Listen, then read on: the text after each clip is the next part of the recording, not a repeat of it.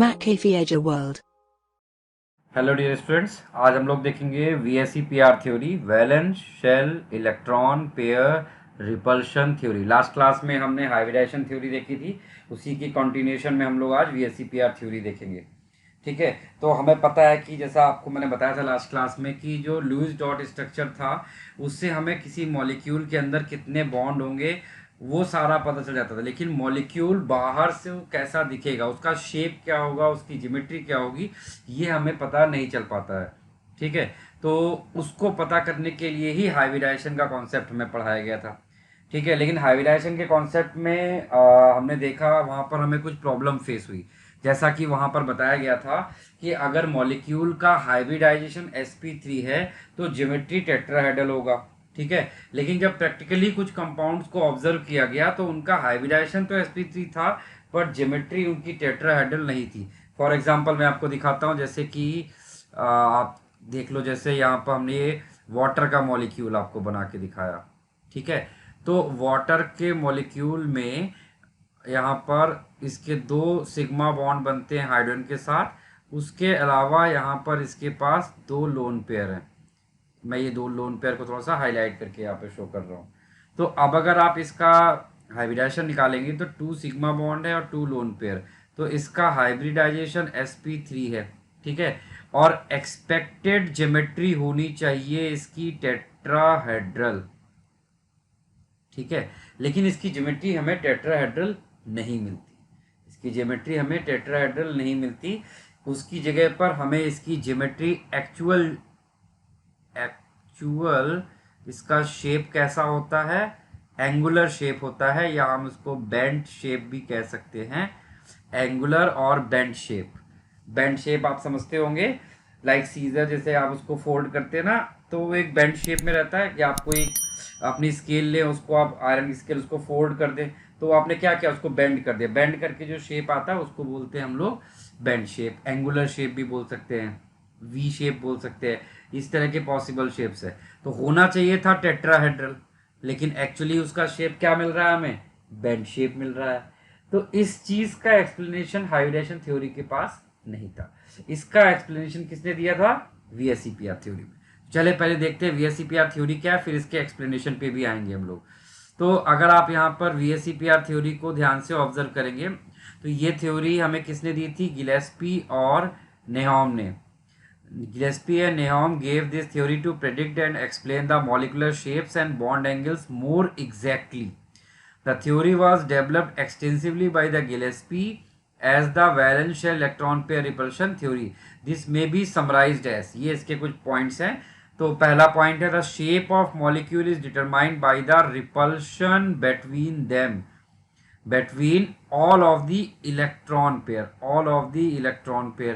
तो अब मैं यहाँ पे आपको बता दूं कि एक मॉलिक्यूल के अंदर सेंटर एटम को अगर आप ध्यान दें, क्योंकि ज्योमेट्री कौन डिसाइड करता है, सेंटर एटम, तो सेंट्रल एटम के पास कितने तरह के इलेक्ट्रॉन पेयर होते हैं, at central atom, at central atom it has two types of electron pair.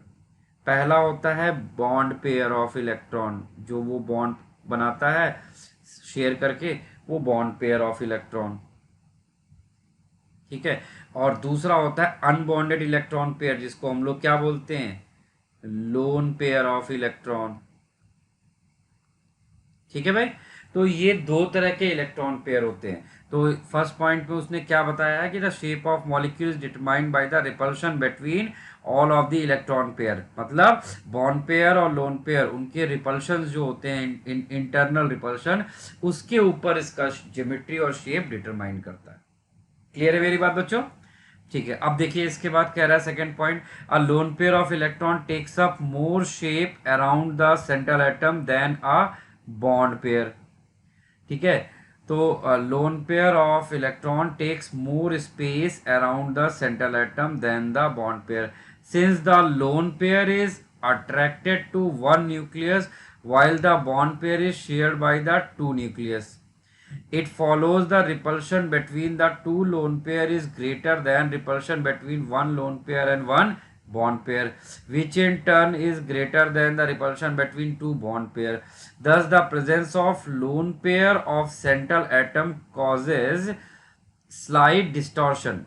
Presence of lone pair on central atom causes slight distortion of bond angle. If angle between a lone pair and the central atom and bond pair is increased, it follows that the actual bond angle between the atoms must be decreased. समझ रहे हो आप? तो if angle between a lone pair or central lone pair, if angle between a lone pair, the central atom and bond pair is increased, ठीक है, तो it follows the actual bond angle between the atom must be decreased. The order of repulsion between lone pair bond pair of electron follows the order as. तो मैं इसको जरा highlight कर दे रहा हूँ, आप इसको याद रखिएगा. सबसे स्ट्रॉन्ग रिपल्शन किसका है? लोन पेयर और लोन पेयर का रिपल्शन, ठीक है. उसके बाद दूसरे नंबर पे रखा गया है lone pair bond pair repulsion, और तीसरे नंबर पे है सबसे weak repulsion bond pair repulsion, ठीक है. तो ये ऑर्डर ऑफ रिपल्शन रहता है एट सेंट्रल एटम. अच्छा, फिर उसके बाद बताया गया है कि the magnitude of repulsion between bonding pair of electron depends on the electronegativity difference between central atom and other atoms. And fourth point है the double bond causes more repulsion than single bond and triple bond causes more repulsion than a double bond, क्योंकि उसमें bond pair of electron ज़्यादा होंगे. ज़्यादा electron मतलब ज़्यादा charge मतलब ज़्यादा रिपल्शन, ठीक है. चलिए अब मैं इसको आपको एक्सप्लेन करता हूँ कि यहाँ पर देखिए क्या हुआ होगा. यहाँ पर देखिए ये लोन पेयर है और ये वाटर के ये वाला बॉन्ड पेयर है, यहाँ पर बॉन्ड पेयर है. तो यहाँ पर देखिए 3 टाइप्स ऑफ रिपल्शन काम कर रहे हैं. एक तो ये ऊपर लोन पेयर, फिर उसके बाद ये लोन पेयर और बॉन्ड पेयर का रिपल्शन है, और तीसरा रिपल्शन है bond pair and bond pair. हमें पता है कि लोन पेयर का रिपल्शन बहुत ज़्यादा होगा. तो जितना ज़्यादा ये रिपल्शन इंक्रीज करेगा ये इसको इधर पुश करेगा, ठीक है, और ये इसको इधर पुश करेगा. तो उसकी वजह से यहाँ पर बॉन्ड एंगल एक्चुअली होना चाहिए था कितना? 109 डिग्री 28 मिनट, ठीक है. लेकिन इस रिपल्शन की वजह से बॉन्ड एंगल डिक्रीज कर जाएगा और नया बॉन्ड एंगल क्या बन जाएगा? 104 डिग्री 5 मिनट, ठीक है भाई. देखा आपने कि लोन पेयर रिपल्शन और बॉन्ड पेयर रिपल्शन किस तरह से ज्योमेट्री को चेंज करा सकता है. इसी को बताया है valence shell electron pair repulsion theory में. तो अब अगर हम एक सेंट्रल एटम के अराउंड सिग्मा बॉन्ड और लोन पेयर का करेक्ट आइडेंटिफिकेशन कर सकते हैं तो हम उसकी करेक्ट ज्योमेट्री भी बता सकते हैं. इसके लिए मैं आपको एक टेबल यहाँ पर दे रहा हूँ, आपको वो टेबल याद रखनी है. उस टेबल में उसके पास सिग्मा बॉन्ड और लोन पेयर के बेसिस पे एटम के पास उसकी possible geometry possible bond angle क्या हो सकते हैं वो सब यहाँ पे आपको पता चलेंगे, ठीक है भाई. तो शुरू करते हैं. सबसे पहले हम लोग यहाँ पर ले रहे हैं टाइप. ये टाइप मतलब है कि टाइप्स ऑफ मॉलिक्यूल. मैंने यहाँ पर एक मॉलिक्यूल का टाइप लिया है AB2 टाइप, ठीक है. Here A is central atom and B is side atom. अब ये दोनों B एटम सेम भी हो सकते हैं डिफरेंट भी हो सकते हैं, ठीक है. तो ध्यान रखिएगा A यहाँ पर सेंट्रल एटम को रिप्रेजेंट कर रहा है. अब यहाँ पर पहली पॉसिबिलिटी है कि इसके पास 2 सिग्मा बॉन्ड हो और 0 लोन पेयर हो. तो ऐसे केस में इसका हाइब्रिडाइजेशन, इसका यहाँ पर स्टेरिक नंबर कितना आएगा? 2, और इसका हाइब्रिडाइजेशन बनेगा sp, और इसका जो शेप आएगा वो कैसा होगा? ये लीनियर शेप का होगा. और सेंट्रल एटम पे जो आपको बॉन्ड एंगल देखने को मिलेगा वो होगा 180 डिग्री. इसका एग्जाम्पल बहुत कॉमन है, दैट इज बेरिलियम क्लोराइड, ठीक है.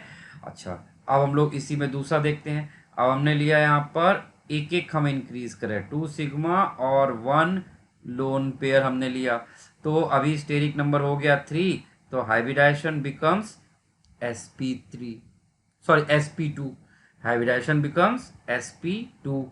ठीक है, तो sp2 था, तो आपसे आपके दिमाग में sp2 देखते ही अकॉर्डिंग टू हाइब्रिडाइजेशन थ्योरी क्या आ जाता है कि ज्योमेट्री कैसी होगी, sp2 होगी तो प्लेनर ट्रायंगल होगा। लेकिन इसकी ज्योमेट्री जब देखी गई तो वो हमें क्या मिली, इसकी ज्योमेट्री हमें बेंट ज्योमेट्री मिली। बेंट या फिर हम इसको एंगुलर भी बोल सकते हैं। और इसका जो सेंटर एटम पे बॉन्ड एंगल बनता है वो क्या होगा, it will be lesser than 120 degree. ठीक है, और इसका एग्जाम्पल अगर हम लोग पिक करें तो एग्जाम्पल है SnCl2। क्लियर भाई, इसको नोट करते जाइए मेरे साथ साथ। फिर नेक्स्ट पॉसिबिलिटी है कि 2 सिग्मा और 2 लोन पेयर ले लिए जाएं, तो हाइब्रिडाइजेशन हो जाएगा sp3। और ऐसे केस में ज्योमेट्री sp3 है तो होना चाहिए था टेट्राहेड्रल, लेकिन हमें ज्योमेट्री एक्चुअली कैसी मिलेगी, अगेन बेंट या फिर एंगुलर। बट दिस टाइम जो थीटा है वो डिक्रीज किससे किया है, 109 डिग्री 28 मिनट से डिक्रीज किया है। ठीक है भाई, और इसका अभी आपको मैंने थोड़ी देर पहले एग्जांपल बताया था वाटर, और वाटर के केस का बॉन्ड एंगल आप चाहो तो याद रख सकते हो, 104 डिग्री 5 मिनट। ठीक है, अच्छा इसमें और आगे बढ़ते हैं हम लोग। फिर हमने लिया यहाँ पर 2 सिग्मा 3 लोन पेयर। अब अगर 2 सिग्मा 3 लोन पेयर होंगे तो इसकी ज्योमेट्री क्या आएगी, sp3, सॉरी हाइब्रिडाइजेशन होगा sp3d। एक्सपेक्टेड ज्योमेट्री है ट्राइगोनल बाई पिरामिडल, लेकिन इसकी जो बाहर से आप देखने पे एक्चुअली इसकी आपको ज्योमेट्री मिलेगी वो होगी लीनियर, यानी सेंटर एटम पे बॉन्ड एंगल कैसा मिल रहा है, 180 डिग्री। और इसका बेस्ट एग्जांपल है XeF2 जेनॉन डाइफ्लोराइड। ठीक है भाई, तो ये आपने देखा। ठीक, तो ये जितने भी AB2 टाइप मॉलिक्यूल होंगे उसमें आपको यही अरेंजमेंट देखने को मिलेगा। अब हम लोग इसके बाद पिक करते हैं यहाँ पर AB3 टाइप मॉलिक्यूल। तो AB3 टाइप मॉलिक्यूल अगर हमने लिया तो उसमें सबसे पहला केस हमने लिया है जिसमें 3 सिग्मा हो गए और 0 लोन पेयर होंगे। तो ऐसे केस में हाइब्रिडाइजेशन आएगा आपका sp2, और ज्योमेट्री कैसी होगी, ट्रायंगुलर प्लेनर या फिर प्लेनर ट्रायंगल, प्लेनर ट्रायंगल। और इसका जो थीटा होता है वो सेंटर एटम पे वो 120 डिग्री का होता है। इसका बेस्ट एग्जांपल आप याद रख सकते हो बोरॉन ट्राइफ्लोराइड। फिर हमने एक एक लोन पेयर अब बढ़ाते जाते हैं, 3 सिग्मा प्लस 1 लोन पेयर। तो अभी इसका हाइब्रिडाइजेशन क्या बन जाएगा, sp3, बट इसकी ज्योमेट्री आपको कैसी मिलेगी, पिरामिडल। इसकी ज्योमेट्री कैसी होगी, पिरामिडल। और जो थीटा होगा that will be again less than 109 degree 28 minute.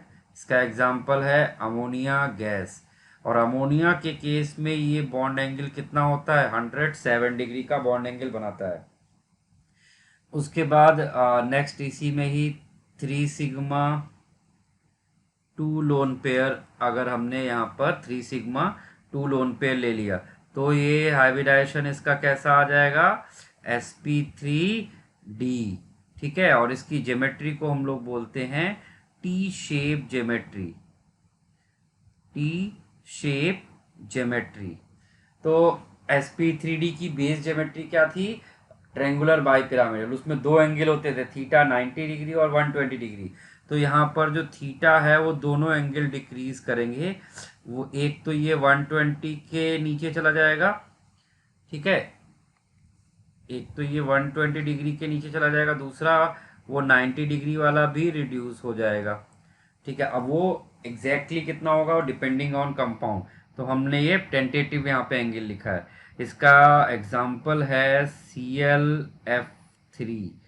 ठीक, चलिए इसके बाद अब हमारे पास नेक्स्ट कंपाउंड है हमारा AB4 type compound, AB4 type of compound. तो AB4 में सबसे पहला केस जो बनेगा वो होगा 4 सिग्मा 0 लोन पेयर का केस, और 4 सिग्मा में हाइब्रिडाइजेशन क्या मिलेगा हमें, sp3, possible geometry well known है हमें, टेट्राहेड्रल। आप यहाँ पर देख रहे होंगे जब भी मॉलिक्यूल के अंदर लोन पेयर नहीं है तो हाइब्रिडाइजेशन थ्योरी एकदम परफेक्टली काम कर रही है। जैसे ही लोन पेयर आता है वहीं पर हाइब्रिडाइजेशन थ्योरी के लिए एक्सेप्शन आ जाता है। ठीक है, तो यहाँ पर जो थीटा है वो कितना होगा, 109 degree 28 minute, for example methane. ठीक। अच्छा, अब हमने इसमें नेक्स्ट केस लिया हुआ है 4 sigma 1 lone pair, 4 sigma 1 lone pair, और हाइब्रिडाइजेशन क्या बनेगा, sp3d। और अभी यहाँ पर जो ज्योमेट्री हमें मिलने वाली है, this geometry is known as seesaw shape, seesaw. ठीक है, और इसका जो थीटा होगा अगेन हम बिल्कुल टी शेप की तरह बोलेंगे, theta is less than 120 degree and theta is less than 90 degree. ठीक है, और इसका एग्जाम्पल है SF4। ठीक है भाई, चलिए और आगे बढ़ते हैं। फिर आया हमारा 4 सिग्मा 2 लोन पेयर का हमने केस पिक किया, तो यहाँ पर आपको हाइब्रिडाइजेशन मिलेगा sp3d2, और इसमें जो ज्योमेट्री मिलेगी वो होगी स्क्वायर प्लेनर, स्क्वायर प्लेनर। और इसमें जो बॉन्ड एंगल होता है सेंटर एटम पे वो 90 डिग्री का होता है, फॉर एग्जाम्पल XeF4। ठीक है, चलिए तो ये हमारे हो गए AB4 टाइप ऑफ कंपाउंड। इसके बाद हमने पिक किया है यहाँ पर AB5 टाइप का कंपाउंड। तो AB5 टाइप के कंपाउंड में पहला केस होगा 5 सिग्मा 0 लोन पेयर, तो हाइब्रिडाइजेशन हमें मिलेगा sp3d, और ज्योमेट्री कैसी होगी, trigonal bi pyramidal, trigonal bi pyramidal. और इसमें दो पॉसिबल एंगल होते हैं, एक तो होता है 90 डिग्री का और दूसरा 120 डिग्री का एंगल होता है। Example is PCl5। ठीक है, नेक्स्ट है हमारा 5 सिग्मा प्लस 1 लोन पेयर, और ये होगा sp3d2। ठीक है, और इसकी ज्योमेट्री को हम लोग क्या बोलेंगे, its geometry is known as square pyramidal, square pyramidal. ठीक है, और इसका एंगल हम लोग बोल सकते हैं कि it is less than 90 degree, और इट्स एग्जाम्पल इज IF5। ठीक है, चलिए इसके बाद हमारे पास नेक्स्ट है AB6 type compound, AB6 type compound. इसमें सबसे पहले आएगा 6 सिग्मा 0 लोन पेयर, और इसका हाइब्रिडाइजेशन होगा sp3d2, और इसकी ज्योमेट्री कैसी आएगी, octahedral bi pyramidal, octahedral bi pyramidal. और इसमें जो बॉन्ड एंगल आता है वो कैसा होगा, 90 डिग्री होगा। ठीक है, और इसका एग्जाम्पल है SF6। इसके बाद आता है हमारे पास 6 सिग्मा 1 लोन पेयर। ठीक है, तो इसका हाइब्रिडाइजेशन कैसा आएगा, sp3d3। ठीक है, इसकी ज्योमेट्री को हम क्या बोलेंगे, distorted, distorted octahedral, distorted octahedral. Clear भाई, और इसका भी थीटा कैसा आएगा, इसका थीटा आएगा हमारा लेस देन 90 डिग्री, और इसमें जो एग्जाम्पल होगा इसका वो है XeF6। ठीक, और इन लास्ट अब हमारे पास सिर्फ लास्ट कंपाउंड बच रहा है, दैट इज AB7। तो AB7 में केवल एक ही केस होता है, 7 sigma bond and 0 lone pair, और यहाँ पर हाइब्रिडाइजेशन होता है sp3d3, और इसका ज्योमेट्री आएगा pentagonal bi pyramidal, pentagonal bi pyramidal. ठीक है, और इसमें दो बॉन्ड एंगल होते हैं, एक तो होता है 90 डिग्री का एंगल और दूसरा 72 डिग्री का एंगल, और इसका एग्जांपल है IF7। ठीक है, तो ये हमने क्या देखे, इस टेबल को आपको अच्छे से अपने पास नोट कर लेना है। मैं इसको स्क्रीन पे ले लेता हूँ कंप्लीटली, आप इसका स्क्रीनशॉट ले लीजिए। ठीक है, चलिए अब हम लोग इसी को आगे बढ़ाते हैं। नेक्स्ट हमारे पास अब आगे जाते हैं, तो अब हमें नेक्स्ट चीज़ जो जानना है, इसमें थोड़े थोड़े से हैं इनके स्ट्रक्चर ड्रॉ करके देखने हैं कि बेसिक ज्योमेट्रीज तो हमें पता है कि कैसी दिखती हैं, उसके अलावा बाकी ज्योमेट्रीज कैसी, इसमें जितनी भी ज्योमेट्रीज हमें यहाँ पे दिखाई गई हैं वो सारी ज्योमेट्री मैं आपको यहाँ बना के दिखाता हूँ, और उनमें बॉन्ड एंगल वगैरह कहाँ पर होता है, कैसा होता है, वो सब आपको मैं शो करता हूँ, तो उससे आपको इसको समझने में काफ़ी आसान हो जाएगा। ठीक है भाई।